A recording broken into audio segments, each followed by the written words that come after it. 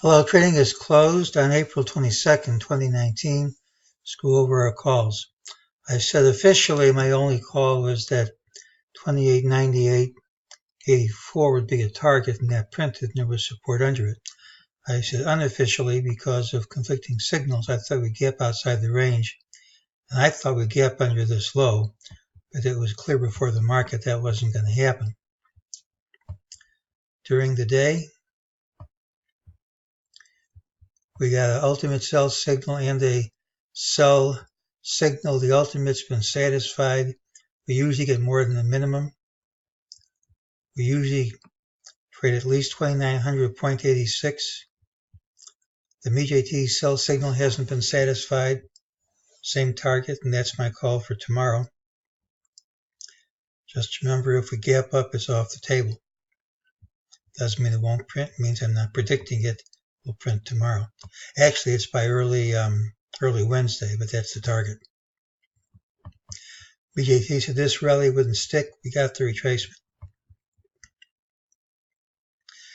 Well, I thought we'd gap outside the range because of conflicting signals. That's the commonest thing. Next most common is closing little change, which I call 4 points or less, and that's what happened.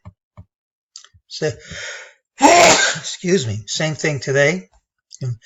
Conflicting signals. Today's pattern had the early low. Tomorrow has the early high. It tends to be a rally day and closed near the high. And when it fails, it usually drops in a straight line. That's positive. We started low, rallied all day. That's positive. What isn't positive is after rallying all day, we couldn't take out this high on the close. That's negative. And what's really negative is a lower MEJT target. So once again, commonest thing is we gap outside the range. Next most common close, little change.